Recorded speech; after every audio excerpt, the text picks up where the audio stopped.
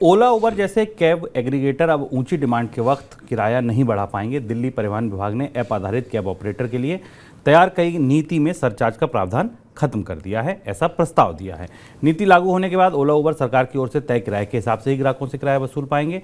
सामान्य टैक्सी संचालकों और ऑनलाइन कैब के बीच किराए के एक समान बनाने के लिए सर्च प्राइसिंग सिस्टम को खत्म किए जाने का प्रस्ताव आया है। सर, ये सर्च प्राइसिंग कैसे काम करती थी और अब इसका क्या असर पड़ेगा? जो लोग दिल्ली शहर में और कुछ और अन्य शहरों में ओला और उबर की वाहनों का इस्तेमाल करते हैं, वो सर्च प्राइसिंग के हमेशा शिकार होते रहते हैं। सुबह 7 बजे से 11 बजे तक और शाम को 5 बजे से 8 बजे के बीच ऑफिस से लोग घर जाने वाले लोगों के लिए ट्रांसपोर्ट की मांग ज़्यादा होती है, और ओला और उबर कंपनियों जैसी जो कैब ऑपरेटर्स हैं, उन्होंने इस हिस्से के लिए कीमतों को बढ़ाकर तय किया था, जिसे सर्च प्राइसिंग कहते हैं। और यहाँ पर कई बार तो मांग के कारण कीमतें दोगुनी तक हो जाती थी, किराया दोगुना तक हो जाता था। जो नियम था पहले दिल्ली में दिल्ली सरकार ने बनाया था टैक्सियों के लिए, उसमें दोगुने तक सर्च प्राइसिंग की इजाज़त भी मिलती थी, दोगुनी तक सर्च प्राइसिंग वसूल की जा सकती थी। अब ऐसा माना जा रहा है कि कंपनियों को इस पर अब पाबंदी लगाई जाएगी।